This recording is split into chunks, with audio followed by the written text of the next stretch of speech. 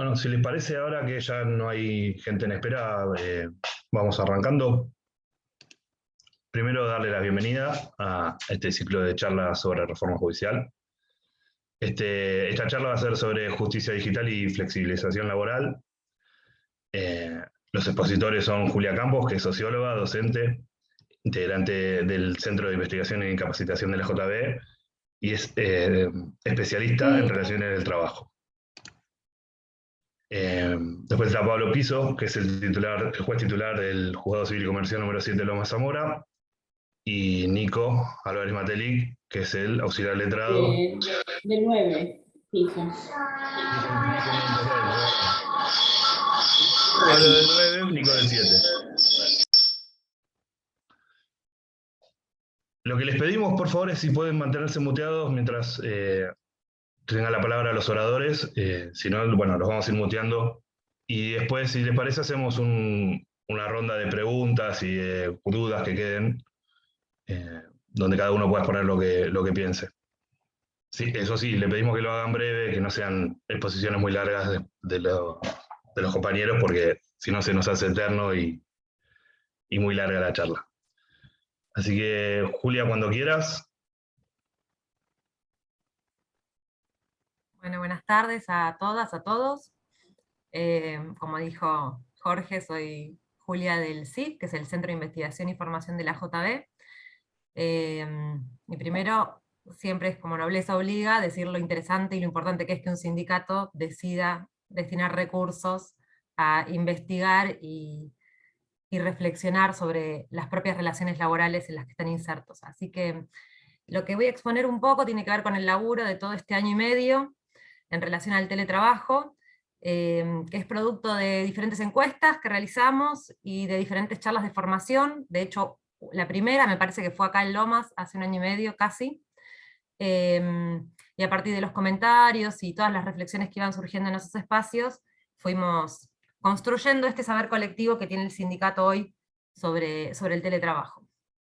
Entonces voy a compartir pantalla, vamos a ver si sale. ¿Se ve bien? Sí, bueno, perfecto. Primero contar que la estrategia del teletrabajo es una estrategia que viene de la parte empleadora, que es mundial, que Argentina incluso entra tarde en esta estrategia, que es una estrategia que sirve para abaratar costos, principalmente ligados a las oficinas, ¿no? Al costo que implica el mantenimiento de oficinas. También contar que el teletrabajo no es nuevo, si bien no estaba generalizado como pasó en la pandemia, sí había experiencias importantes de teletrabajo en Argentina, principalmente en docencia y en administración pública, en judiciales. Es un teletrabajo invisible, naturalizado, del cual no se hablaba y ni se ve mucho, que tiene que ver con la imposibilidad de la desconexión. O sea, muchas veces las trabajadoras y los trabajadores judiciales, para contar el caso puntual, pero en docentes es muy, muy claro también, aun cuando terminó la jornada de trabajo, seguimos conectados vía WhatsApp, vía mail, al trabajo, y seguimos respondiendo diferentes exigencias por fuera del horario laboral, y eso también es teletrabajo. Y quiero remarcarlo porque eso existía previo a la pandemia, existe durante la pandemia y va a existir posterior a la pandemia, y es parte de lo que hay que empezar a ver cómo se resuelve. Entonces, a ver, ahí está. Entonces voy a hablar básicamente de tres espacios, de tres ámbitos en los cuales hay que tener algunas alertas sobre este teletrabajo, ¿no? Porque el teletrabajo en sí no es ni bueno ni malo, ¿no? Es una forma particular de organizar las relaciones laborales. El tema es el cómo se lleva adelante el teletrabajo. Bueno, vamos a hablar de tres ámbitos en particular. El primero tiene que ver con cómo afecta las condiciones de trabajo, el segundo cómo afecta el proceso de trabajo, y el tercero cómo afecta la organización colectiva.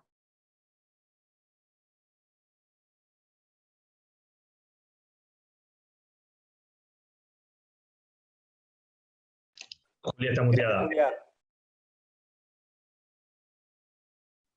¿Ahora? Sí.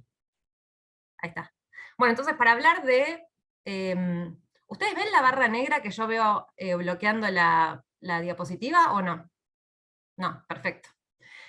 Entonces, una de las primeras dimensiones sobre cómo afectan las condiciones de trabajo va a ser la jornada. ¿no? ¿Cómo afecta la jornada laboral? Y acá lo que sucedió es que a principio del año pasado, encontrábamos muchos discursos de trabajadores y trabajadoras tendientes a contar los beneficios que sentían con esta nueva forma de organizar la tarea.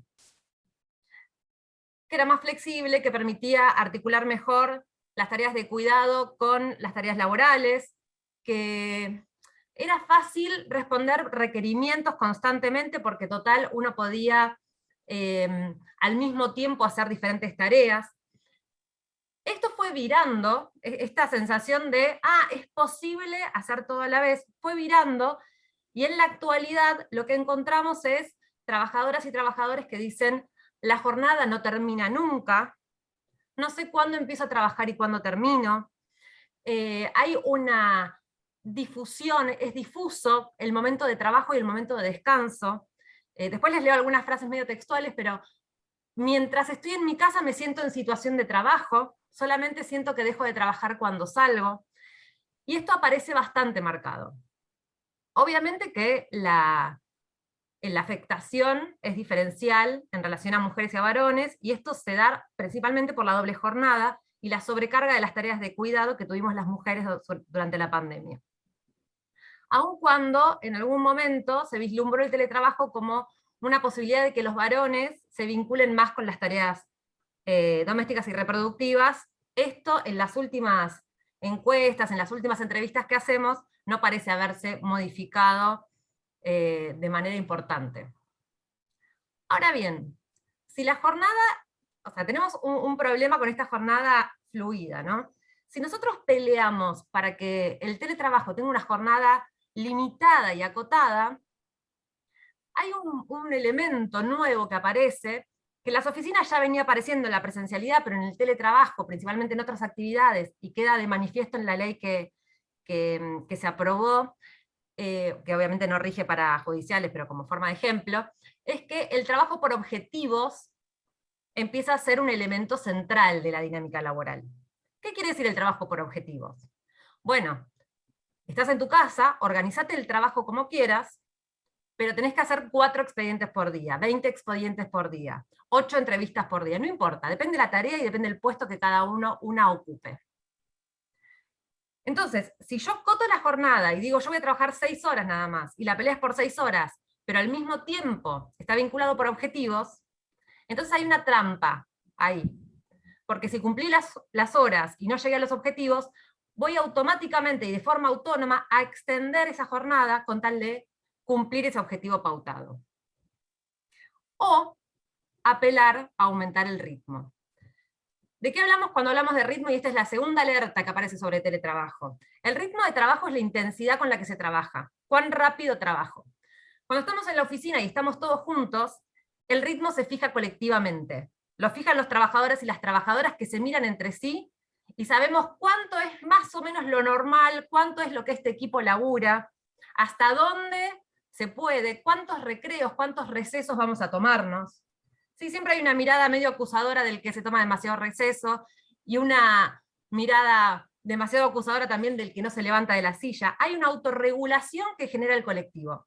Obviamente que algunos juzgados son mucho más intensos que otros, pero existe esa autorregulación. Cuando estoy sola en mi casa, no tengo ningún parámetro que me fije cuánto trabajar y a qué velocidad. Con lo cual estoy yo sola con mi propia exigencia, con una demanda constante que viene de otro lado. Y ese otro lado es intangible. Y mucho peor si estamos otra vez hablando de objetivos y de cuánto se pone, ¿no? La tercera que quería presentar sobre condiciones de trabajo, refiere a los medios de trabajo. Y esto también estuvo en crisis durante este año y medio, que fue, bueno, ¿dónde se trabaja? ¿Cuál es el lugar de trabajo? ¿Cómo rigen las condiciones de salud laboral en el teletrabajo? ¿Quién verifica, quién inspecciona y cómo? Cuando yo trabajo en una oficina, por más que no se cumplan muchas de las condiciones, y ustedes esto lo saben muy bien, porque también hemos hecho algunos trabajos sobre edificios, y sabemos que están en pésimas condiciones los edificios judiciales, al menos hay una acción colectiva, hay un mirarnos entre nosotros para discutir que eso que está pasando está mal, que esa gotera en el techo no está bien, que la calefacción no está lo suficientemente alta, lo que sea. en la soledad de mi casa, paso a ser la responsable del espacio de trabajo. Si hay una gotera la tengo que arreglar porque es mi responsabilidad. Si no puedo pagar la calefacción, me muero de frío y es mi responsabilidad. Y acá hay otra vez un viraje de la responsabilidad de la patronal a la responsabilidad individual del trabajador y la trabajadora, y esto es peligroso. ¿Con qué se trabaja? ¿Cuáles son los medios de trabajo? Trabajamos con nuestras computadoras, con los celulares, trabajamos con computadoras que nos pasaron de los juzgados, que como no funcionaban bien o no corrían bien, teníamos que trabajar con nuestra computadora, con la computadora que nos pasaban del juzgado, y además con los celulares. Hubo durante esta etapa un multitask tecnológico, donde lo que aparece más en las entrevistas es la dificultad de la multipantalla. Y además, bueno, ¿quién se hace cargo de eso? ¿Quién lo paga? ¿Cómo lo paga? ¿Se hace cargo el Poder Judicial? ¿No se hace cargo el Poder Judicial? ¿Se hace cargo el Estado, la Corte? ¿Quién se hace cargo de los insumos, de la conectividad, de si mi red funciona o no funciona? ¿Cómo demando que se me cayó la red? ¿A quién le demando? Todo este tipo de problemas los fuimos asumiendo individualmente durante este año y medio, pero es algo que es típico del teletrabajo, y esa individualización creciente es una de las especificidades de esta modalidad, de tener que pensar que las cosas las tengo que resolver sola. Y ese resolver estas cosas llevan tiempo de trabajo. Y como llevan tiempo de trabajo, pero está introyectado como que es mi responsabilidad, después posiblemente extienda la jornada para poder cumplir con lo que supuestamente tengo prepautado que tengo que hacer en una jornada laboral. Y por último, en relación a las condiciones de trabajo, hay una cuestión con los vínculos sociolaborales que aparece mucho, y que es una fuente de alarmas también, de alertas, y una tiene que ver con qué pasa con las jefaturas. Bueno, al principio también se vio que el teletrabajo permitía, principalmente en relación a la violencia de género, poner un límite entre empleadores, patronales, jueces, juezas, fiscales, fiscalas, violentos, y trabajadoras y trabajadores, o sea, limitar la violencia laboral, poniendo la computadora como un espacio que media en el vínculo. Sin embargo, en las últimas entrevistas, que son de hace menos de un mes, aparecen nuevas formas de violencia laboral que se expresan vía teletrabajo. Como por ejemplo, un WhatsApp atrás de otro, haciendo pedidos que no se pueden cumplir, como formas de disciplinamiento, igual que pasaba en la oficina, pero ahora vía telemática. Hay otro grupo que es los compañeros de trabajo. También en un momento se percibió como distender relaciones laborales que estaban un poco viciadas, hacía muchos años que trabajábamos juntos, estábamos cansados, entonces que cada uno esté en su casa, en un primer momento tal vez fue un respiro. Lo que surge en las últimas entrevistas es que hay cada vez menos conexión entre los compañeros y las compañeras, hubo muchos roces en relación al teletrabajo y muchos reclamos en relación al teletrabajo, hubo muchas situaciones personales que hicieron que algunos compañeros o compañeras trabajaran menos en relación a lo que se esperaba, y esto, en vez de resolver esos vínculos, los complicó, al punto de que hay algunas experiencias de algunos juzgados con una situación entre compañeros muy tensa. Y por último, es que estos vínculos laborales, que eran los normales y habituales, con jefaturas y con compañeros, ahora aparecen nuevas personas en el ámbito laboral, que antes no estaban, que son compañeros de trabajo, pero que no trabajan, que van a ser la familia, las parejas, los vínculos afectivos que conviven con nosotros, y que muchas veces conspiran en contra del trabajo. Esto se vio muy claro durante la pandemia, y muy claro también para muchas mujeres trabajadoras, cómo se articula el cuidado de niñez con la tarea que tengo que llevar adelante, y cómo hacer para aislarme de ese cuidado de niñez durante la jornada laboral. Para contarles algunos textuales que fuimos recuperando, cortitos igual, frente a todo a las condiciones de trabajo que son las que nos enferman, o sea, la salud laboral se vio seriamente afectada durante este año y medio. No sé cómo cortar, duermo mal, sueño con las causas, me levanto pensando en lo que debo, siento que hago menos, pero en más tiempo, Tengo la sensación corporal de que estoy en el trabajo todo el día, solo me despejo si salgo a la calle. Estas cosas salieron de ustedes, de los propios trabajadores y trabajadoras judiciales.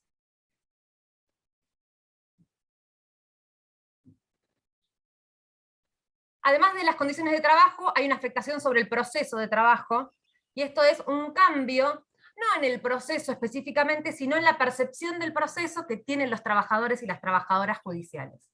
Por un lado, una individualización absoluta.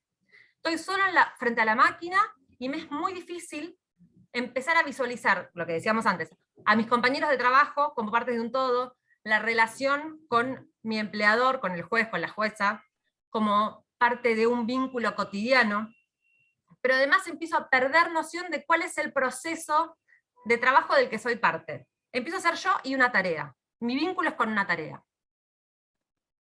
Y al mismo tiempo de esta individualización creciente, se genera un desconocimiento del proceso total.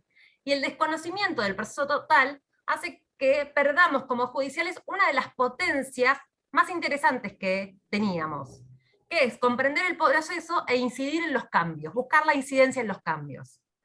Es algo muy propio de esta actividad, de otras también, pero de tener todo el tiempo propuestas, sugerencias, que vienen del sindicato, pero también de otros colectivos, para cambiar procesos, para mejorar formas, para resolver algunas situaciones. Cuando estoy sola frente a la computadora y tengo una tarea muy concreta y muy acotada, pierdo la visión del todo, que está solamente dada por el conjunto de compañeros y compañeras haciendo una actividad, y en tanto pierdo esa relación con el todo, pierdo la posibilidad de organizarme para debatir mejores formas de organizar ese proceso.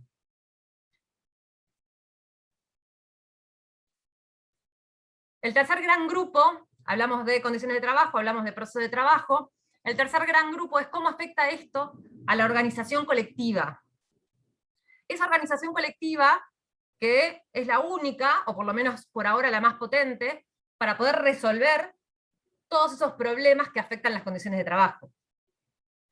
Bueno, lo primero que hay es una pérdida de identidad y cohesión. No ahora, la verdad que el teletrabajo ahora es muy reciente como proceso. Esto que voy a contar son algunas situaciones que pueden desplegarse a futuro, si no pensamos estrategias para revertirlas.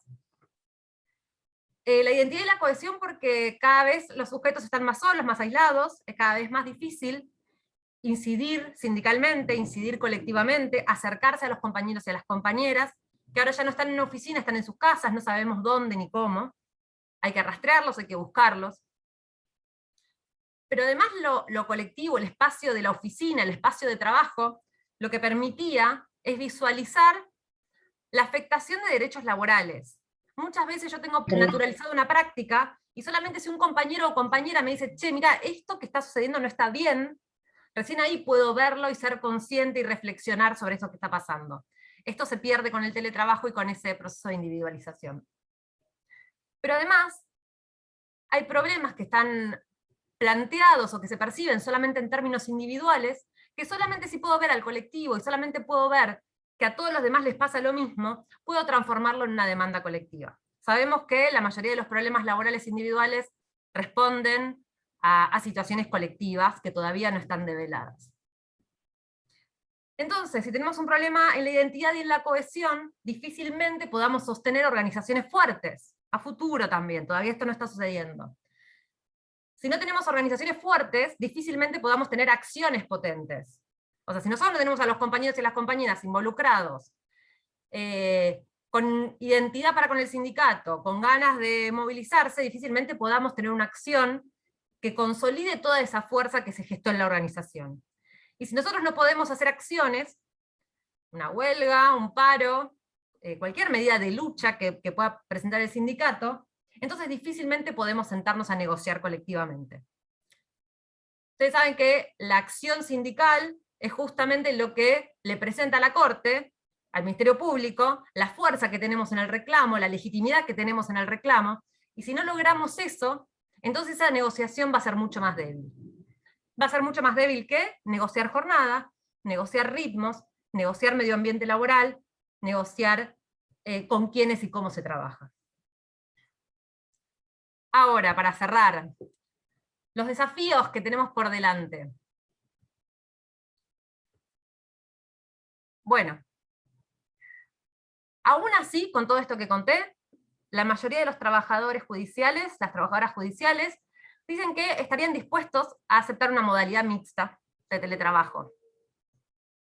Y esto es bastante interesante porque al principio lo veíamos como todavía no se desarrolló todo lo negativo del teletrabajo, y por eso estos compañeros y compañeras deciden la modalidad mixta. Y en las últimas entrevistas, en las últimas encuestas, lo que nos empezamos a dar cuenta es que todo esto negativo que fuimos enumerando compite con un ámbito de trabajo que también está muy viciado, que también tiene problemas edilicios muy importantes, con fuertes niveles de violencia laboral. Entonces, claro, hay la negatividad del teletrabajo está en comparación con un trabajo presencial que no era el ideal, como para pensar. Incluso cuando pensamos en las tareas de cuidado, y en cómo las mujeres nos volvimos un poco locas durante muchos varones también, pero principalmente fuimos las mujeres las que cargamos con la responsabilidad durante la pandemia,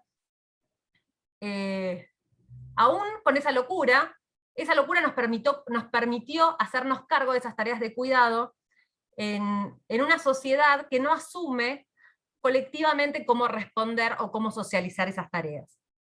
Entonces, el teletrabajo aparece a veces como la opción mala pero mejor frente a la posibilidad existente. Otra tiene que ver con la mayor dificultad que impone a la negociación de jornada y de ritmos, que es a lo que decíamos anteriormente. Cuando estamos solos en nuestras casas, es muy difícil medir para el sindicato si la jornada se está cumpliendo o no, si los ritmos de trabajo se están cumpliendo o no, si la desconexión se está cumpliendo o no. Es un desafío para el sindicato, todos estos son desafíos para el sindicato. El tercero tiene que ver con algunas estructuras que asumió el teletrabajo. Esto no sé si pasó exactamente en Provincia de Buenos Aires, esto pasó en Justicia de Nación, y es que se utilizaron cuerpos de perito para deslocalizarlos telemáticamente. Entonces el perito ya no era de un territorio específico, sino que podía hacer entrevistas o dictámenes a diferentes territorios del país. Y esto va separando el Poder Judicial de la propia comunidad de la que es parte, con todas las afectaciones al acceso a la justicia que implican que estemos involucrados con un territorio determinado. Por último, esto tampoco está pasando en el Poder Judicial por ahora, pero sí está pasando en otras actividades, y es el ingreso de trabajadoras y trabajadores vía telemático. Que ya no sea una modalidad mixta, que ya no sea una situación puntual y específica de la pandemia, sino que empieza a haber tareas que se telematizan completamente, en la cual compañeros y compañeros de plantas completas ingresan con esta modalidad. Y el último es la desaparición, que implica una instancia de teletrabajo a futuro, mixta o completa, de funciones y tareas generales, la mayoría ligadas al mantenimiento y al sostenimiento de oficinas. Bueno, esto para contar, para abrir. Por supuesto que no es pesimista, hay un montón de organizaciones que se están llevando adelante para repensar esto, para repensar la organización sindical en la virtualidad, cuáles son las herramientas que tenemos que conocer y cómo, pero bueno, me parecía interesante contarles esto y estar abierta a las preguntas que tengan. Bueno, muchas gracias. No, gracias a vos, Julia. Muy claro, como siempre. Un lujo tenerte. Quería agradecer la presencia de compañeros de otras departamentales, de Lucas Profeta de La Plata, de Marinés Jiménez de Morón, de Ana Laura Obratián de Quilmes y de Leandro de Avellaneda, que ya es otra departamental. Debe haber varios compañeros de Avellaneda, pero bueno, no tengo tan referenciados. Bueno, seguimos con la exposición del compañero trabajador, Nicolás Álvarez Mateli, que es auxiliar letrado en el Juzgado Civil y Comercial número 7 de Lomas de Zamora. Bueno, ¿se escucha ahí bien? ¿Sí? Bueno, Sí. Muchas gracias, Corvo. Bueno, buenas tardes a todos y a todas. Siempre hay que celebrar esas instancias de debate, así que súper agradecido. La idea de mi exposición es bastante simple, ¿sí? Es enunciar una serie de problemas, ¿sí? Que generó el trabajo, las presentaciones electrónicas. Ejemplos concretos, ¿sí? Cotidianos que hacen en nuestra realidad, como trabajadores y como trabajadoras. Situación que se vio claramente empeorada, ¿no? Pasamos de una situación de colapso a emergencia. Hace poco sacó la Asociación Judicial Bonaerense una nota haciendo referencia a la situación principalmente de los juzgados civiles, así que bueno, seguramente haya muchas referencias, argumentos relacionados con esa nota porque describe bastante bien la situación. Yo me voy a referir a cuestiones puntuales, pero bueno, seguramente todos y todas ustedes tengan otras consecuencias que podrían mencionar tranquilamente, que les ha generado el trabajo digital, como también soluciones, ¿no? Porque tiene que ver mucho con cómo somos como trabajadores y trabajadoras judiciales, la predisposición, la vocación, el ingenio, la actividad, pero no dejan de ser soluciones individuales, parches, se van tapando agujeros, o sea, no es una solución, digamos, sistémica o que emane de la Corte, en realidad. Dada la experiencia, como dijo el Cuervo, o sea, trabajo en un juzgado civil, seguramente me refiera a cuestiones del fuero, seguramente haya muchas similitudes con familia laboral, pero bueno, respecto al fuero penal, realmente no me animo a ser tan específico por desconocimiento, así que bueno, si algún compañero o compañera al final se anima o puede aportar algo para que estemos representados en la totalidad de los fueros, estaría muy bueno. Sí, para hablar 2 o 3 cositas que, bueno, en la preparación de la charla uno va escuchando, que es que, por ejemplo, tienen una multiplicidad de medios en cuanto al ingreso de trabajo y en cuanto a la comunicación, eso en civil también pasa muchísimo, que tienen 2 sistemas informáticos, que tienen muchos problemas con el tema del WhatsApp y demás en cuanto a que reciben agresiones, que realizan atención por WhatsApp y no dan abasto, pero bueno, en fin, si después pueden aportar algo, será agradecido. Yo, el primer punto que quería tocar es el tema de los insumos y los recursos, ¿no? O sea, volviendo un poquito a lo que decía Julia, pero tal vez más específico en el fuero, esto igual es para todos y todas, y acá quiero hacer una pequeña distinción, ¿no? Porque creo que el teletrabajo vino a empeorar una situación, a agudizarla, ¿sí? Pero no es lo mismo que el trabajo presencial. Sin embargo, problemas de insumos y recursos tenemos en ambas circunstancias. La primera cuestión, que tal vez en marzo del año pasado, por esta característica que tiene empleado y la empleada judicial, no lo hubiera planteado, hoy ya creo que a 1 año y medio de haber comenzado el teletrabajo, la pandemia y demás, no podemos seguir permitiendo que no se haya entregado una sola computadora, ¿sí? No es admisible como gremio que un trabajador tenga que pagar para trabajar, básicamente.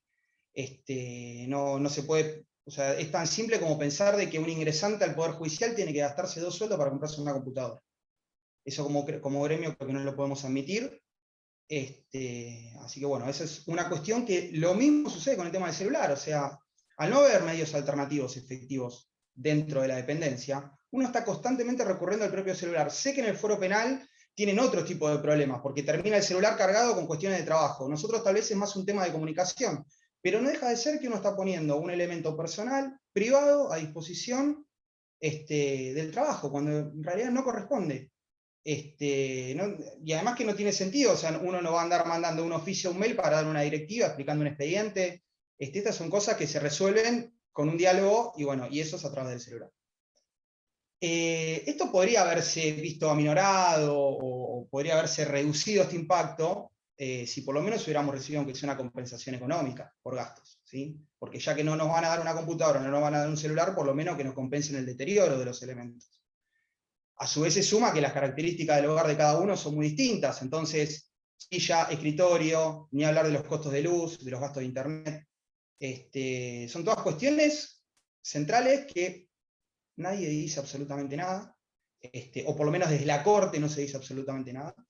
Se da por hecho que nosotros ponemos todos los elementos laborales para teletrabajar, y esto sin entrar en cuestiones, ¿no?, de salud, obviamente, cuestiones posturales, de problemas de vista y demás, que va a depender también de lo que cada uno tenga en su casa como para más o menos abordar el trabajo. Y es importante remarcar esto, porque hace a la calidad del trabajo, y después uno tiene que soportar que lo traten de privilegiado, cuando en realidad nuestra realidad es la que se está describiendo en esta charla.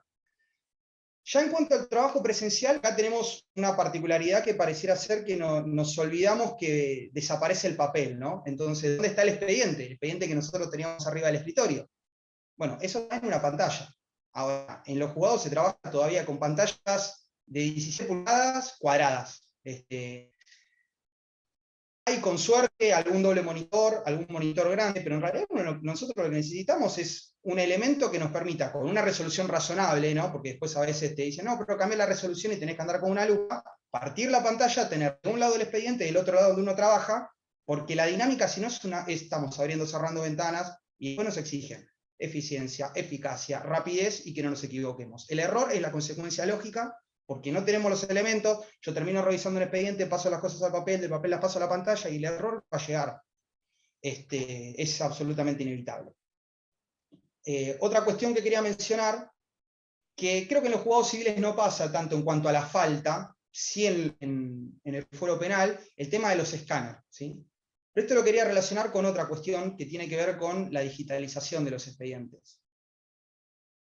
Y esto creo que se puede pensar desde que no se tuvo en cuenta la diferencia entre lo que uno puede denominar juzgado viejo y juzgado nuevo, ¿no? Y el tema de los expedientes papel en los juzgados que quedamos con los expedientes y con las carpetas en la mesa de entrada. No es lo mismo tener un expediente papel que tener un expediente totalmente digitalizado. Ni hablar aquellos juzgados, como acá es autorreferencial, pasa en el mío, que tenemos expedientes de la década del 70. O sea, es un juzgado civil donde todavía se siguen tramitando, terminaciones de capacidad, divorcios, alimentos, y esos expedientes están.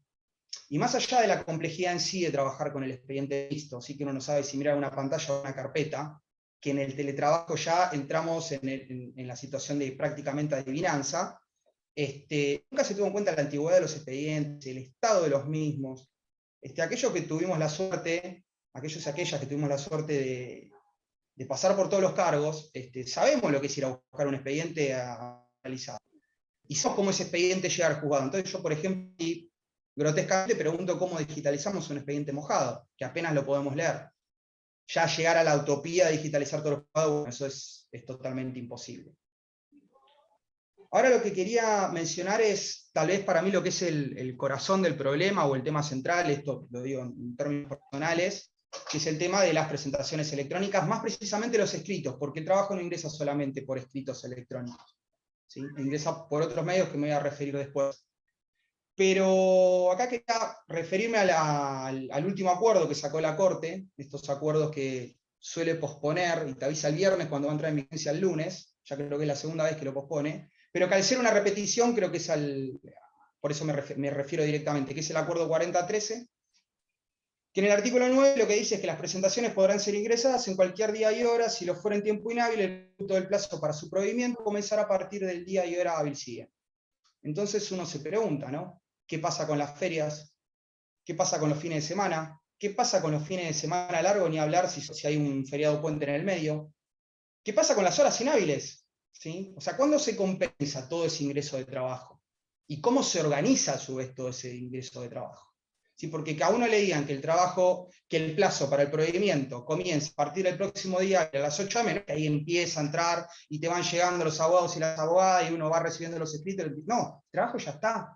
Y estamos hablando de que si por día entran más o menos 180 escritos, después de un fin de semana largo tenemos 50% más, después de un fin de semana largo que encima tiene un feriado puente, tal vez es el doble, y ni hablar en situaciones que han sucedido que hemos tenido registros de 1000 escritos que han entrado en una feria, ¿sí?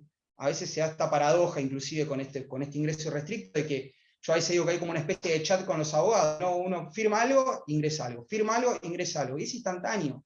A veces hay una diferencia de media hora nada más.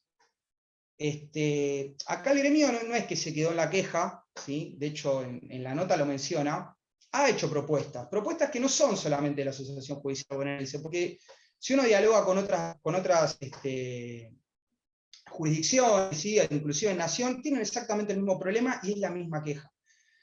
Una de las propuestas fue que la Corte se haga cargo, ¿sí? Cosa que dudo que suceda, porque es muy difícil, pero que establezca un cupo o un límite de presentaciones. Que la Corte diga cuánto es el máximo a ser procesado diariamente Y obviamente teniendo en cuenta el personal que tiene el juzgado, ¿no? Porque no es lo mismo tener 10 personas que 12, que 15, que 18, que 20. Eso varía.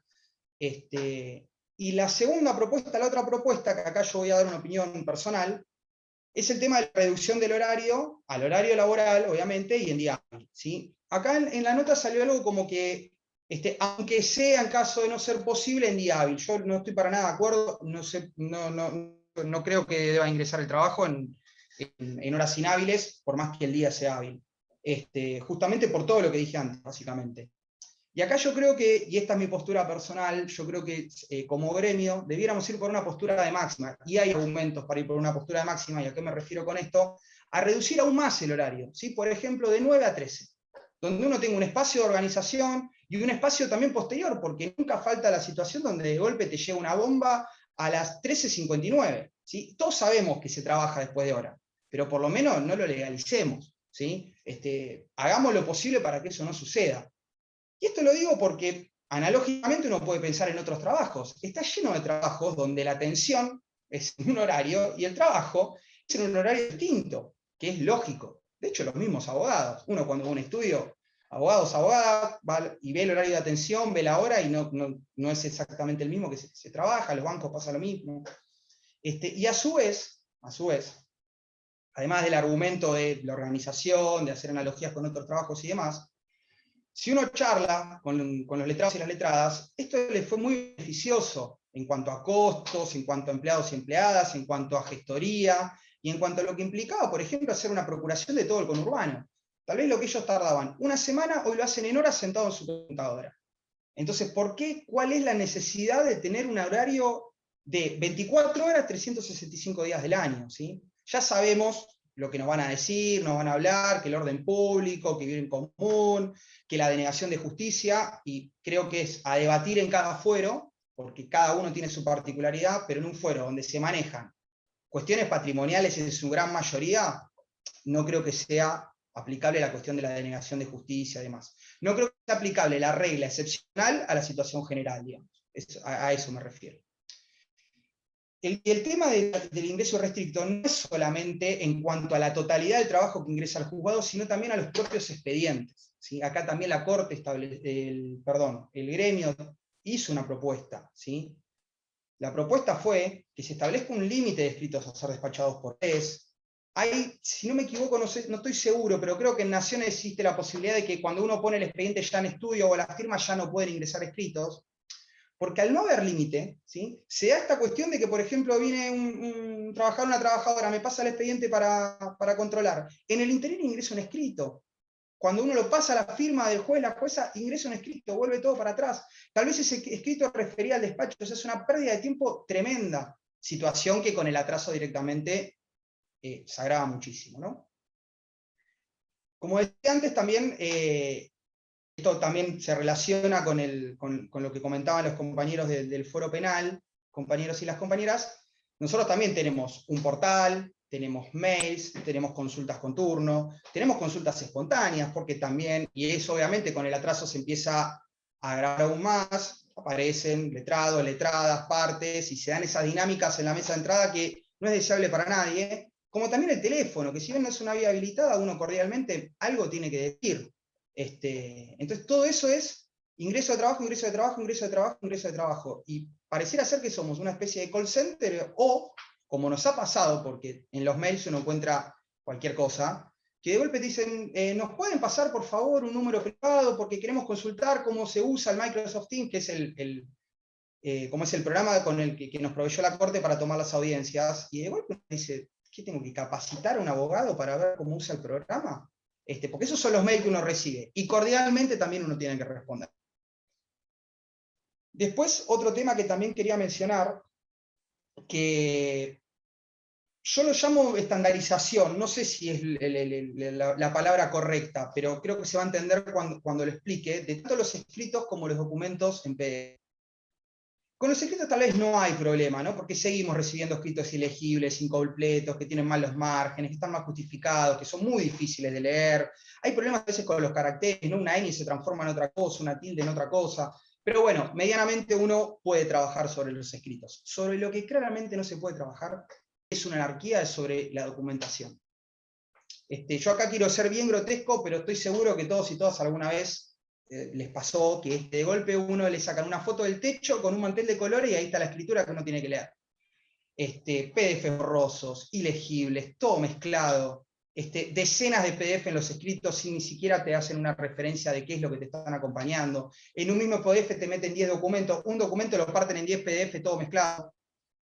Y eso, o sea, es inentendible que el sistema no estandarice el ingreso de la documentación. Cuando, por ejemplo, hay aplicaciones de celular que uno saca una foto, se recorta, se arma, que nobleza obliga, muchísimos letrados y letradas la utilizan, y la documentación te la presentan súper prolija. El tema es que la Corte permite que esta sea una cuestión prácticamente voluntarista, ¿no? O sea, dependemos de la buena voluntad, dependemos de que los letrados y letradas sean dirigentes, porque si no pueden hacer cualquier cosa, remitirnos cualquier cosa y después pretender que nosotros trabajemos sobre eso, y después se nos da la paradoja, aquellos que tenemos firma, de que ponemos en riesgo nuestra responsabilidad, ¿sí? Porque llega un momento que a veces terminamos prácticamente firmando ciegos, ¿sí? O sea, uno en pos de dar una respuesta a la comunidad, termina poniendo en juego su responsabilidad, lo cual no corresponde. Y debiera ser la Corte la que cuide nuestra responsabilidad, y no lo está haciendo.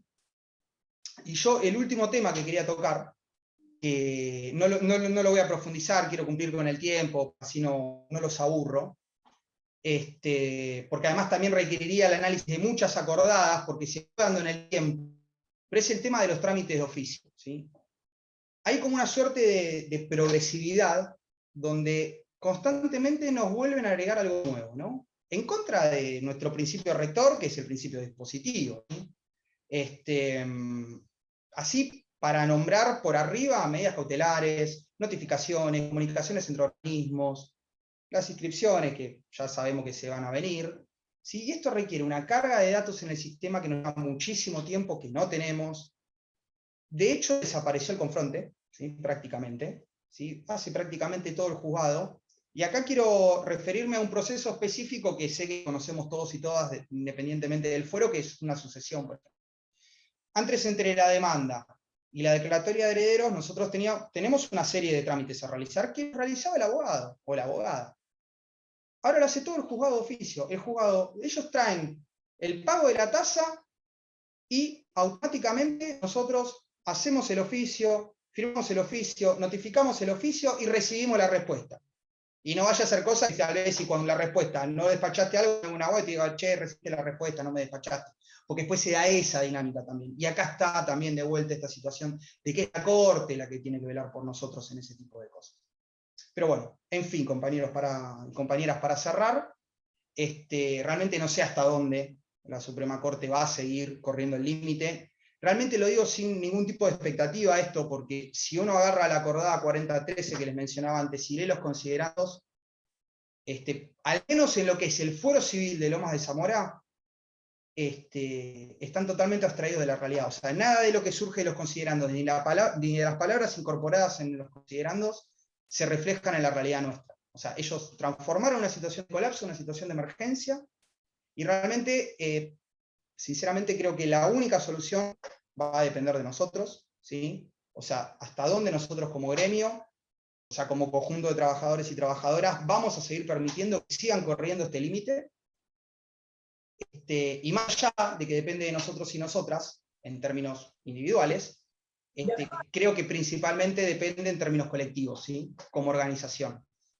Porque bueno, como todos y todas sabemos, lo único que vence el tiempo es la organización, así que bueno, espero podamos organizarlos, vamos a poner un freno a la Corte en cuanto a todas estas cuestiones que estamos mencionando y que seguramente ustedes tienen muchísimo más. Espero que se hayan sentido identificados, así que bueno, les agradezco muchísimo. Muchas gracias, Nico, muy claro. Deberíamos mandar la grabación a la Corte y a algunos compañeros también, que todavía no lo ven. Bueno, pasamos. No, quería agradecer también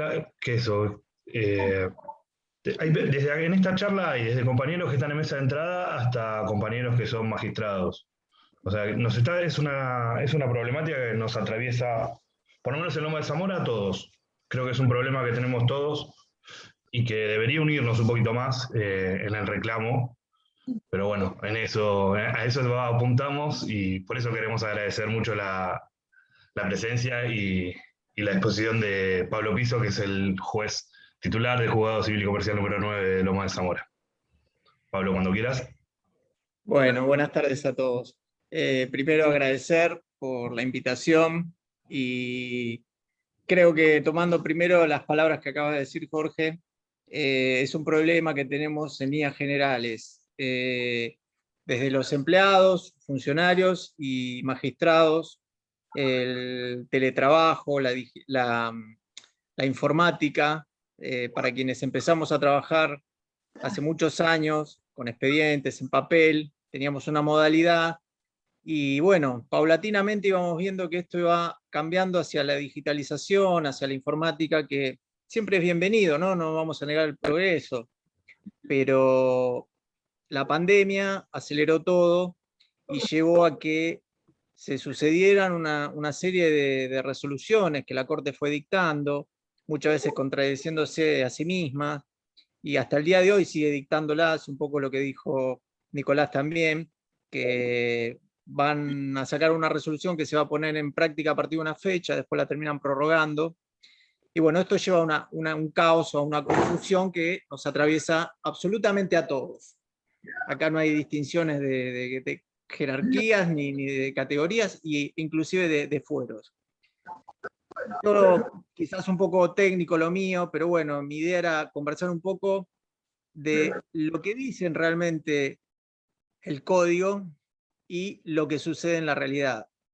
El código procesal que rige tanto la materia civil y comercial y en forma subsidiaria a otros fueros, ¿no? Al de familia y al laboral en algunos procesos de ejecución, habla de plazos, días hábiles, habla de horarios. El horario en el Código Civil y Comercial está regulado por el artículo 152, que nos dice que el horario hábil es de 7 a 20 horas, ¿sí? Cuando habitualmente nosotros sabíamos que nuestro horario de trabajo era para los viejos, de 7:30 a 1:30, para los jóvenes de 8 a 14 horas. Pero bueno, eran nuestras 6 horas, sabíamos que eran nuestras 6 horas de trabajo, que después nosotros las alongábamos siempre, o entrábamos un rato antes o nos quedábamos un rato después, pero bueno, más o menos teníamos controlado nuestra tarea. Hoy en día esto no es así.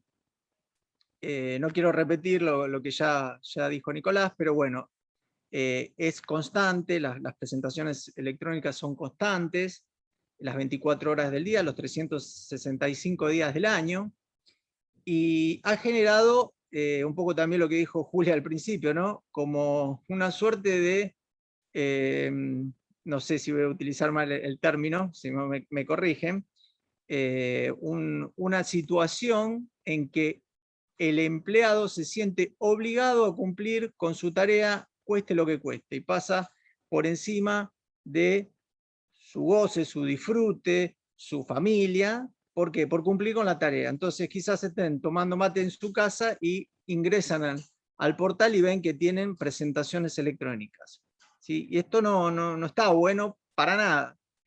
Y últimamente lo que vemos es que se está incrementando. ¿Por qué? Hay una cuestión estadística. Yo soy muy de los números, a mí me gusta mucho mirar los números, las cantidades de ingresos que tenemos. El año pasado, pese a la pandemia, nosotros habíamos tenido una cantidad aproximadamente de 1000 presentaciones durante la feria de enero. Es decir, pese a que estábamos en feria, que nuestro descanso, que así lo establece la acordada que regula nuestra actividad, habíamos tenido durante enero aproximadamente entre 900 y 1000 presentaciones. Este mismo número se repitió en la feria de julio de este año. Es decir, en 15 días tuvimos lo que tuvimos el año pasado en un mes. Lo cual nos lleva a pensar qué número vamos a tener que manejar en la feria de enero del 2022. Entonces, todo esto nos lleva a ver de qué manera vamos a encarar esto o qué medidas se pueden tomar al respecto. Un poco la nota a la que hizo mención Nicolás, yo participé de forma personal, junto con otros colegas del Foro Civil, donde dábamos cuenta de todo esto, y hablábamos también de la posibilidad de un cupo, o de poner una restricción horaria, o algo, mínimamente algo. Pero lo que más me preocupa, y yo voy a centrar ahora mi exposición en esto, viene por la intención que hay de dictar el nuevo Código Procesal Civil y Comercial y de Familia. Esto ya viene de larga data, viene de gobiernos anteriores.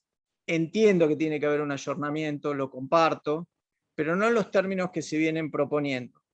Tanto el anteproyecto presentado durante la anterior gestión de la gobernación, como el actual, tiene dos puntos que para mí son neurálgicos, que tiene que ver con la plena oralidad del proceso civil y comercial, y esta vez le incorporaron una figura que es las OGEJUS. ¿Qué son las OGEJUS? Son las oficinas de gestión judicial. Con respecto a la oralidad, ¿cuál es la preocupación de la oralidad? La oralidad se hicieron pruebas piloto en el Foro Civil y Comercial hace unos años atrás, el Juzgado Civil 7, el Juzgado Civil 11, y actualmente creo que es el Juzgado Civil 13.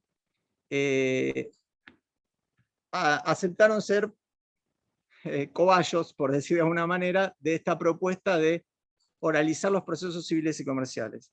Se llegó a la conclusión que Lomas de Zamora está fuera de todos los parámetros que la normativa exigía. Además que el juez es una presencia omnipotente, tiene que estar en todas las audiencias que se realicen en el juzgado, ¿sí? Entonces, ¿qué pasa? Mientras que el juez está en la audiencia, ¿qué sucede con el resto de los procesos? ¿Quién firma las demás cosas? ¿Quién organiza la tarea mientras que el juez está en esa audiencia? Además, si está en la audiencia, esa audiencia puede durar media hora, 20 minutos, ¿sí? Si multiplicamos esa cantidad de horas que el juez insume para un solo proceso, ¿cuántas causas quedan sin resolver? ¿Cuánto horario de más va a tener que trabajar ese juez o esa jueza? ¿Sí? Entonces, hay cuestiones que, ojalá, Dios quiera, que le den participación tanto a la AJB como a la Unión de Magistrados, a todos los organismos, pero que por favor cuando se pongan en práctica tomen en consideración lo que son los departamentos judiciales de mayor litigiosidad, porque no me sirve a mí unas estadísticas que vienen de otro departamento con otra cantidad de litigantes, donde quizás haya un número inferior, obviamente, de abogados, inferior de litigios, y donde muchas veces las cuestiones son mucho más fáciles de resolver. Por ejemplo, para hablar de una cuestión puntual y central, Lomas de Zamora tiene centros comerciales importantes, o sea, la jurisdicción de Lomas de Zamora, ¿sí?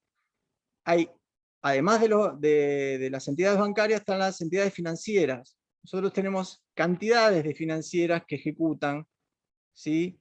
Deudas de escaso valor, pero en definitiva hay que darles trámite. Entonces, todos esos procesos se van acumulando, se va haciendo un cuello de botella que es imposible que el juez le dedique una hora, media hora o 15 minutos a una audiencia donde solamente podrá resolver un expediente frente a los cientos de causas de menor cuantía, podemos decir, para resolver. Entonces, la oralidad de la manera que está planteada lleva a que también es una cuestión que debe ser analizada porque va a tender a que el juez y el secretario deban resolver todo, cuando no, la organización del Poder Judicial nunca se manejó de esta manera. Y con lo que se refiere a las oficinas de ejecución, esto siempre insisto, es el anteproyecto de reforma del código. Las oficinas de gestión judicial, así, perdón, OGEJUS u oficinas de gestión judicial. Lo que se pretende es hacer un proyecto que viene acompasado con lo que sucede en otras jurisdicciones, por ejemplo, en la provincia de Mendoza, la provincia de Neuquén. Y se trae a colación referencias de otros países, como por ejemplo Uruguay, como por ejemplo Bolivia, donde hay como una suerte de oficina central que hace todos los trámites sencillos, simples, y después hay varios jueces para resolver las cuestiones definitivas. ¿Sí? ¿Qué pasa? Estas oficinas van a estar organizadas, dirigidas por un director o una directora. Obviamente que va a haber que reglamentarlo de qué manera se llega a ser director o directora de esa oficina. Pero, ¿qué pasa? Cuando la normativa establece que no se pretende hacer ningún tipo de inversión y que quizás nombrando a 2 o 3 o 4 o 5 jueces se va a incrementar la posibilidad de dar más respuesta a los reclamos, es decir, lo que se quiere es no generar más juzgados, sino nombrar más jueces. Un colega y amigo, una vez hablando con la gente que proponía la reforma, decía, lo que hay que nombrar son más jueces, no crear más juzgados. Realmente no entiendo cuál es el sentido. ¿Por qué?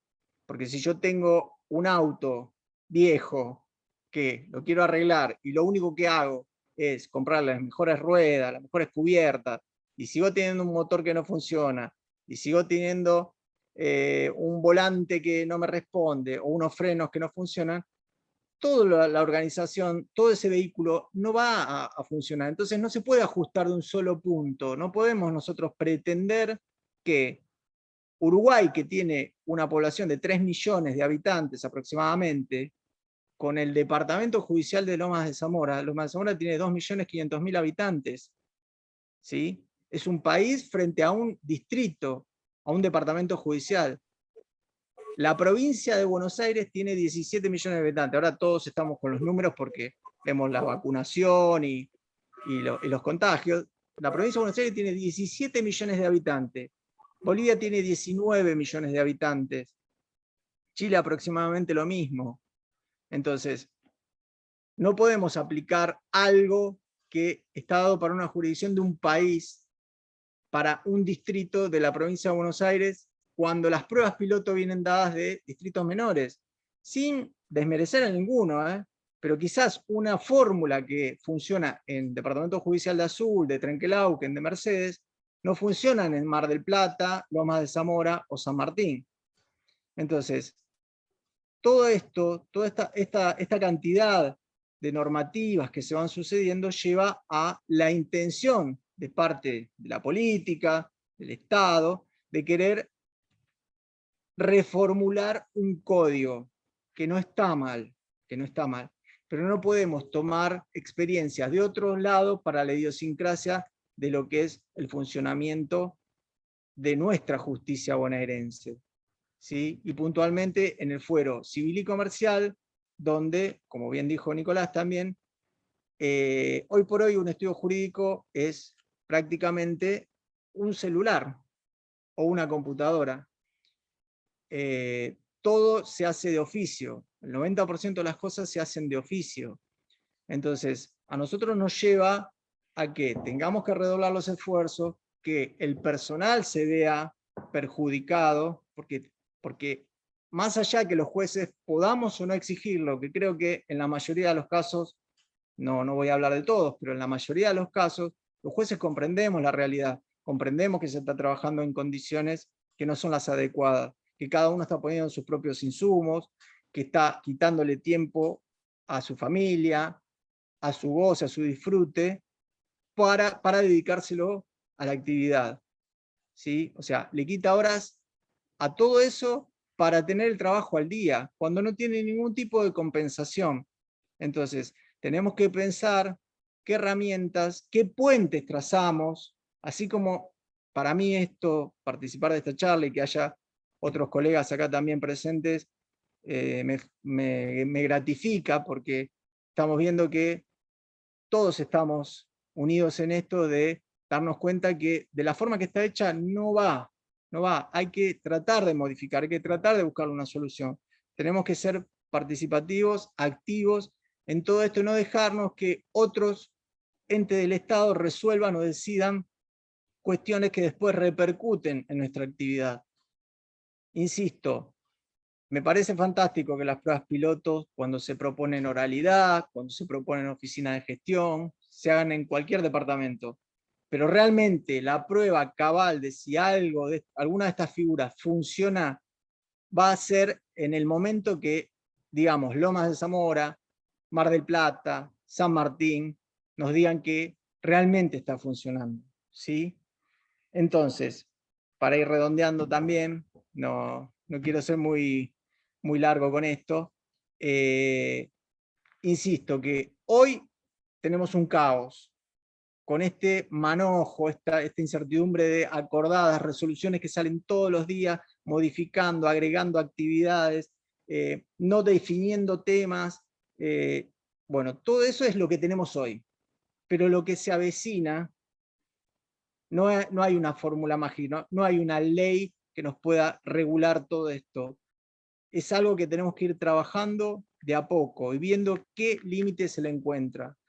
Varias de las propuestas que se elevaron con la nota de la JB con respecto al Foro Civil y Comercial son absolutamente compartidas por los magistrados del Foro Civil y Comercial y tienen que ver con esto: un acotamiento en las presentaciones electrónicas o un aumento de la planta funcional.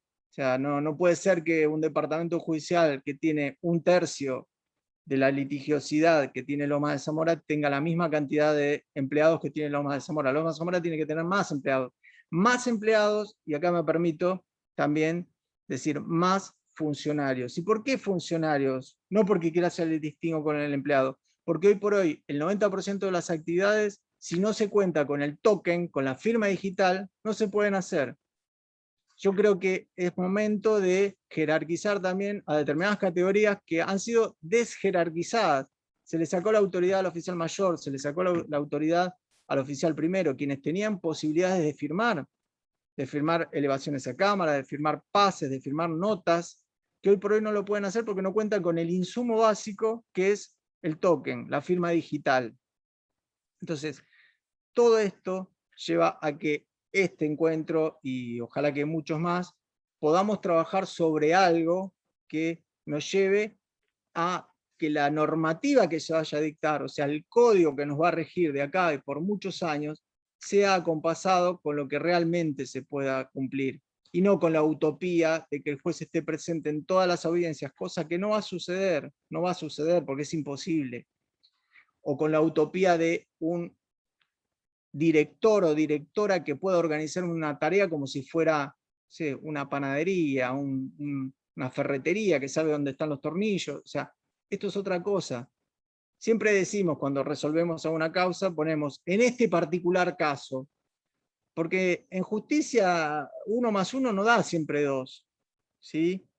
No da siempre 2, no es matemática. Y lo que se intenta hacer, insisto, con los últimos 2 anteproyectos de reforma, se piensa en estandarizar, se critica el criterio que tienen cada juez, ¿sí? O sea, lo que se quiere evitar es la famosa crítica que hacen abogados y abogadas en esto de que cada juzgado con su librito.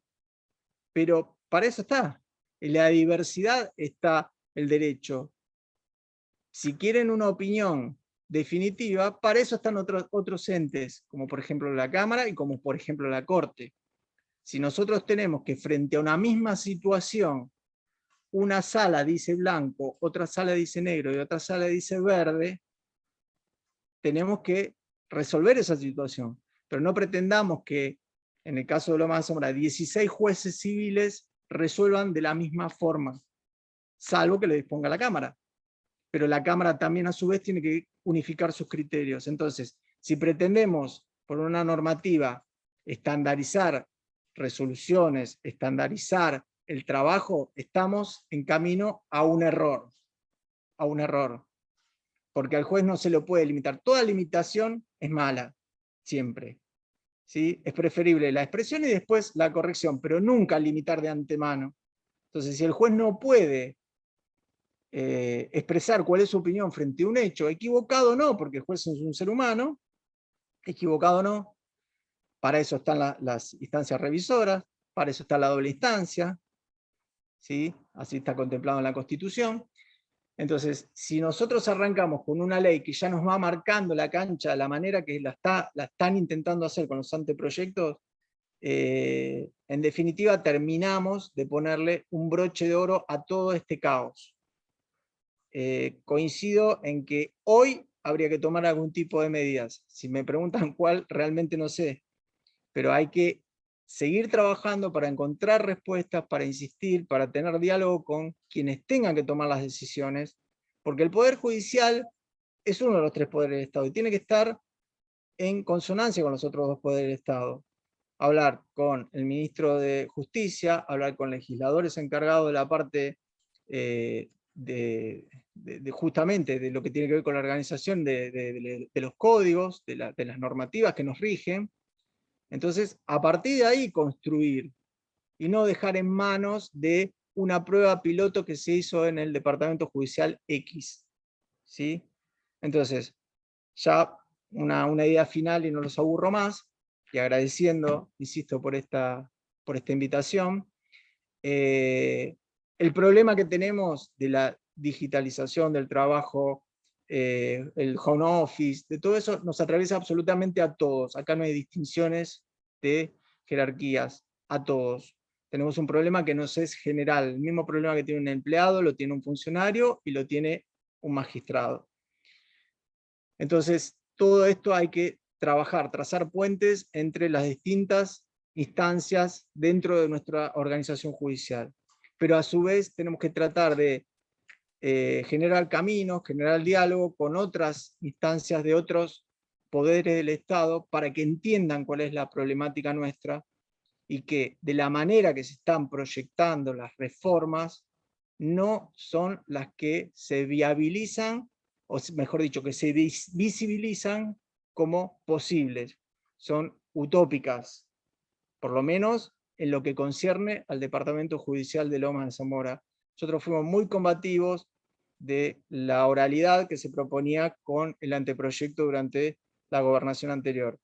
Hoy aparece otro foco, y este le concierne particularmente a la AJB, porque está hablando prácticamente de introducir una figura extraña a la organización del Poder Judicial, que es un director, que ni siquiera sabemos de dónde va a surgir esa figura de director o directora de la oficina judicial, que va a tener determinados criterios y va a responder vaya a saber a quién. Bueno, muchísimas gracias y quedo a disposición para cualquier cosa.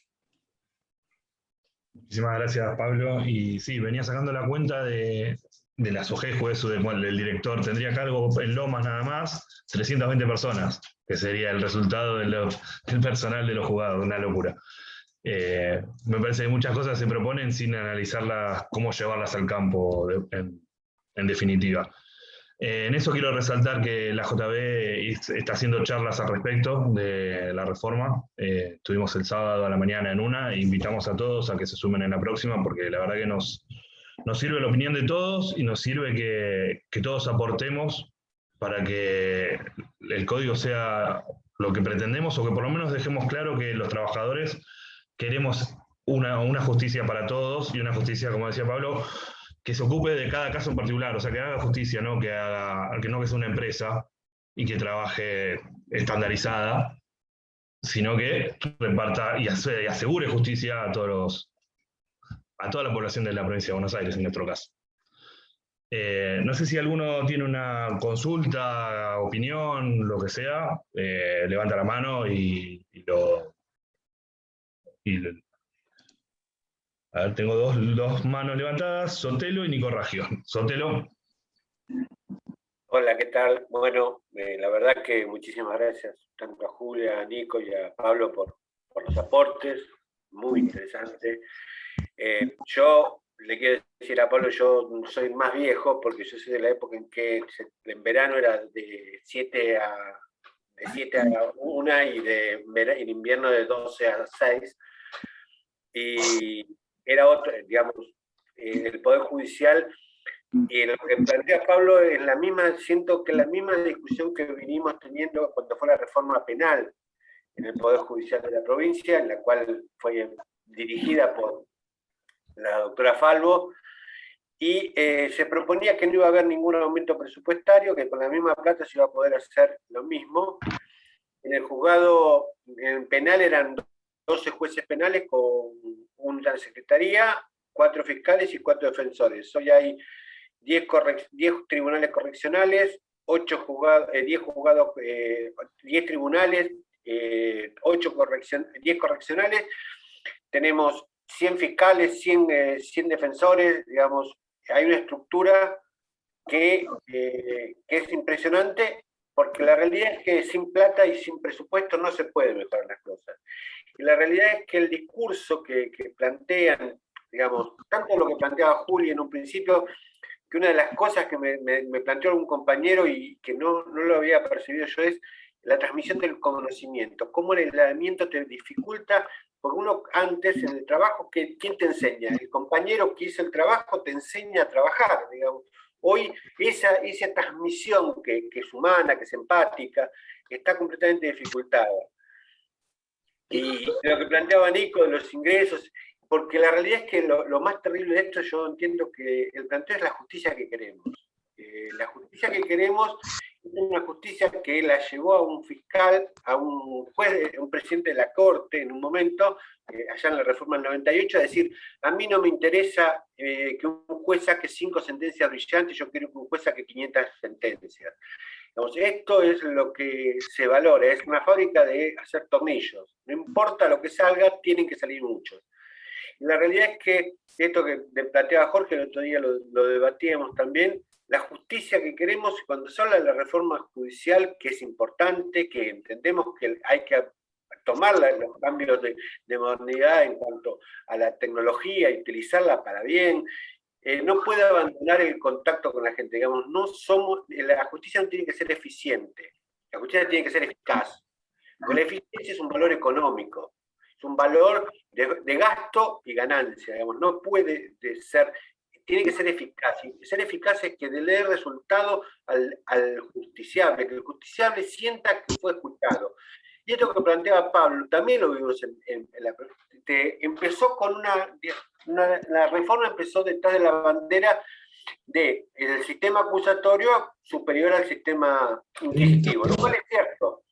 Y planteó un montón de institutos que no se pudieron cumplir. Desde que los jueces tenían que estar en 16.000 audiencias y las audiencias, y se terminó, como no se puede hacer eso, se terminó haciendo la flagrancia, que es un invento, la suspensión de juicio a prueba, que es otro invento sacado de 2 institutos penales de distinto origen, la discusión del juicio abreviado. Entonces se empiezan a hacer un montón de cosas porque no se llega y se termina haciendo nada. Entonces eso sigue siendo, porque un preso sigue recibiendo justicia, un día lo llaman y le dicen, miren, le dictaron sentencia, el tipo no sabe ni lo que le pasó, y sigue pasando eso, la vieja chacarera del expediente, sigue pasando hoy por hoy.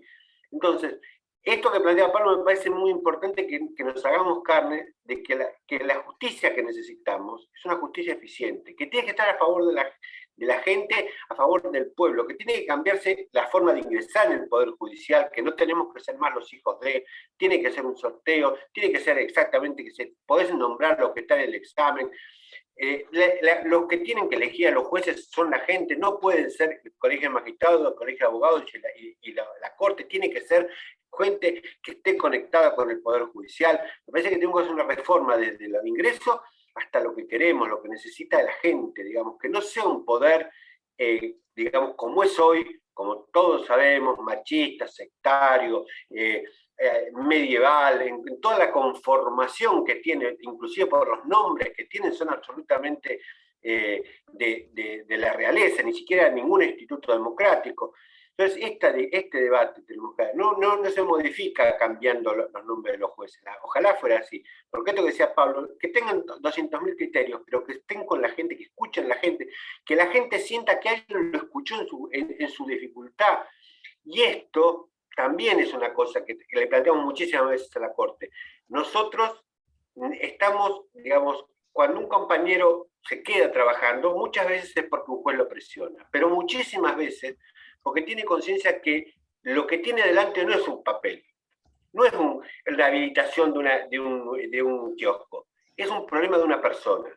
Cuando a mí me pasaba que venía la madre de un preso y me decía, mi hijo no me contesta en la cárcel, me dicen que está golpeado, yo no me puedo decir, bueno, señora, venga mañana y vemos qué pasa, a ver si su hijo está vivo o está muerto. Uno se ponía en el papel y se preocupaba por solucionar el tema de esto. Y esto le pasa en familia, esto pasa en menores, esto pasa en muchísimos ámbitos donde la gente necesita una respuesta. Y esto es lo que la justicia tiene que hacer. Tenemos que estar orgullosos de esto, pero tenemos que hacerlo con presupuesto. No se puede seguir explotando a la gente, porque hoy lo que decía Nico de los ingresos electrónicos, la vieja pila que teníamos nosotros, que era la pila de expedientes que nunca se iban a bajar, y vos te quedabas trabajando pensando que en algún momento bajaba, y no bajaba nunca la pila. ¿Por qué esto es así? Porque mientras haya gente que haga este laburo, y vos, Pablo, lo sabés bien, porque lo manejabas en las estadísticas, y cuando para la Corte siguen saliendo los trabajos y los trabajos se siguen haciendo, siguen sin nombrar gente, que es algo que ayer hablamos con Ortega, que planteamos en la Corte, que no salen los nombramientos. Hay juzgados que están desmembrados totalmente, están sin gente. ¿Por qué? Porque el trabajo sale, porque la estadística te dice al señor que está sentado allá en la Corte, dice, en Loma de Zamora las cosas salen.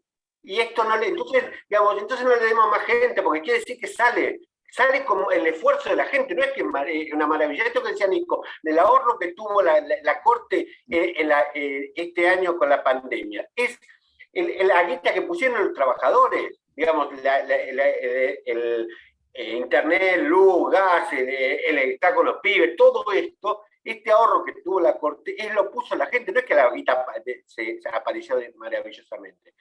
Y la realidad es que, como alguna vez hablábamos con usted, todas las reformas que están que impulsa la Corte están a favor del Colegio de Abogados. Lamentablemente esto es así, y no debatirlo en un lugar donde cada uno exponga su posición, sino tenemos que debatir justamente entre todos cómo hacemos un poder judicial más serio, cuál es la idea del poder judicial, porque sabemos la idea que tiene el poder. El poder es hagan lo que quieran. El viejo proverbio francés de la justicia penal está hecha para que los pobres no le roben a los ricos, y la justicia civil para que los ricos le roban a los pobres. Digamos, esto se tiene que cambiar definitivamente, y que los pobres, y que la gente sepa que cuando te sentás frente a un juez, el que está enfrente no hay ni rico ni pobre, ni arriba ni abajo, son iguales. Porque cuando eso la gente no lo siente, la justicia dejó de ser justicia. Y muchísimas gracias a todos por su participación. Muchas gracias, Jorge. Ahora me había muteado. Muchas gracias, Jorge. Ahora hay que darle la palabra a alguien. Por desgracia, le tengo que darle la palabra a alguien que no conozco casi, a Nico. Gracias por estar. Todo tuyo. Gracias, Jorge. Te dicen Cuervo, pero bueno, Jorge, no sé si me escuchan bien acá. Tengo un poco de ruido ambiente. Hay un tema que me parece que con la cantidad de información de estadística nuestra, departamental, y hablando sobre lo más fundamentalmente, que se está manejando, porque estadística tengo que mandar todos los meses, ya la Corte sabe prácticamente todo lo que entra, sale, resuelvo, no resuelvo, lo pueden saber directamente de La Plata. Cómo la toma de decisiones pasa con un divorcio total de toda esa masa enorme de información que tienen. Porque impulsar procesos orales en un departamento judicial que tiene vamos a hablar de un 50% de ingreso mensual de causas en las cuales la oralidad no tiene ningún sentido, porque yo se me ocurre en un sucesorio, que es prácticamente un 25% de lo que me entra mensualmente. Lamentablemente, en este último año mucho más, por todo lo relacionado con el COVID. No se me ocurre el dictado de una declaratoria de herederos oral. No sé, no se me ocurre de qué forma puede sumar la oralización del proceso, cuando es un 25% de los expedientes los que podrían ser sometidos a un proceso íntegramente oral. Yo hoy por hoy estoy tomando audiencias testimoniales, confesionales, conciliatorias, por Teams y demás. La verdad es que es muy útil el contacto con la gente, es muy útil el contacto con un abogado, se generan espacios interesantes de conversación y de autocomposición de los juicios, pero me queda muy poco tiempo para dictar sentencia, me queda muy poco tiempo para firmar la pila. Y ni hablar de si, por desgracia, que es lo que hablamos siempre con algunos de los colegas, nos llega a tocar alguno de esos procesos masivos, como podría ser un concurso de alguna empresa, alguna quiebra, quedás reducido a un juzgado para un expediente. Eso por un lado, o sea, ese divorcio que yo veo a veces en la toma de decisiones entre información, la gigante cantidad de información que tienen, después cómo la vuelcan a tomar decisiones. Y por otro lado, es lo que un poco hablaba Pablo Piso sobre la aplicación de sistemas importados. En Mendoza, a nosotros, una oportunidad en una reunión en la Corte, nos hablaron de esta modalidad de oficina de gestión judicial y demás, que parece ser muy, muy beneficiosa.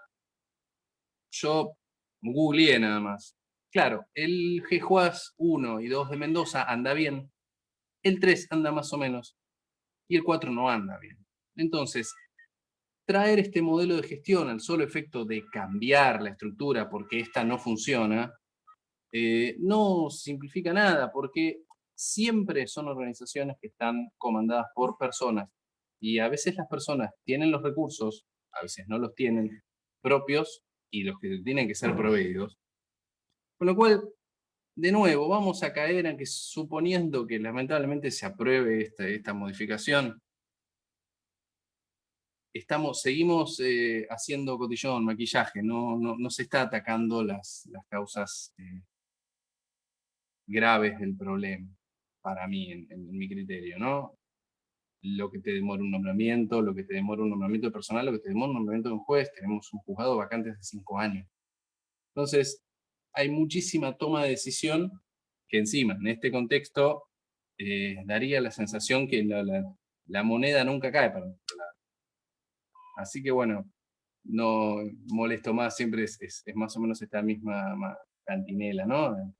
Para conversar, y bueno, agradezco siempre a Pablo Piso tan claro que es con sus explicaciones, a Nico y a Julia también, la visión desde profesionales que no son juristas, digamos, o que no están en nuestra estructura. Está muy bueno para ver que lo que por ahí te das cuenta en el día a día tiene un respaldo con alguien que también lo ve. Y las soluciones que tenemos que dar necesariamente tienen que ser interdisciplinarias. O sea, no podemos pensar una solución sin abrir un poco el juego, ¿sí? Bueno, os agradezco a todos, perdón por la exposición. No, gracias, Nico. Yo voy a contar algo de Nico. Cuando nosotros despachábamos hace 10 años, teníamos algo que no sabíamos resolver y no lo podíamos hablar con el juez o lo que sea, subíamos a la cámara a ver al compañero que más sabía, que era Nicolás, que era un compañero que se acordaba absolutamente de todos los fallos, sabe muchísimo de derecho y siempre te daba una mano. Hoy es el juez titular del Civil 3 de Loma de Zamora. Quiero también agradecer a los chicos que organizaron esto, que son Nico, Agus, Adrián, Ceci, Guille, porque la verdad están haciendo un laburo que lleva mucho tiempo, que lleva muchas ganas, que lleva muchas reuniones, para pensar los expositores, para buscarlos, para contactarse, para conseguir coordinar los horarios. Así que nada, les quiero agradecer todo ese tiempo y esa dedicación para que todos nosotros podamos escuchar estas charlas y nutrirnos y saber que van a seguir además, porque es un ciclo de charlas que todavía no culminó. Así que nada, gracias a todos ellos. Si no hay ninguna consulta más, yo les pediría que prendamos las cámaras un poco, así sacamos una foto y las publicamos con las cámaras prendidas.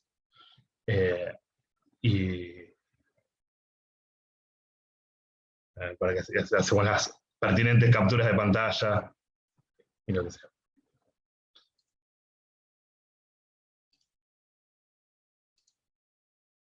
Acabo de ver que está otra amiga de la casa, que fue parte del sindicato, que es Agus Balsinski, que la voy a felicitar en público, porque es fiscal, y nos alegra muchísimo que sea fiscal una compañera como Agus. No, todavía gracias, pero no soy fiscal todavía, está el decreto ojalá que pronto, me van a ver por los pagos de Avellaneda a Lanús. Pero bueno, está complicado, parece que viene complicado. Pero gracias, porque la verdad que hoy justo me acaban de decir, pero no juraste ya por la felicitación de la JB, le digo, no, la JB me felicitó porque son amigos y por el decreto, pero falta. Y a disposición, obviamente, nada, ustedes son amigos, así que qué decirle. Ya vamos a hacer otra charla y te vas a venir a exponer vos. A Carlos Casás también vi por ahí, le quiero agradecer estar. A Cristian, ahí, bueno, hay un montón de gente, les agradezco a todos en serio por estar acá. Y nada, los dejamos para la próxima charla, les agradezco que hayan estado, espero que les haya gustado y nos estamos viendo cuando continúe el ciclo, que calculo que será en un mes aproximadamente. Si Dios quiere, sí, Jorge, muchas gracias. Por nada. Gracias, hasta luego. Gracias, Julia. Gracias, Nico. Gracias, Pablo. Gracias a todos por la participación. Y a seguir peleando por cambiar el Poder Judicial. Chao, compas. Chao, buenas noches. Buenas noches. Luego, muchas gracias. Buenas noches.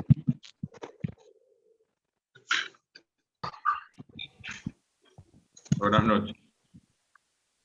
Chao, Carlos.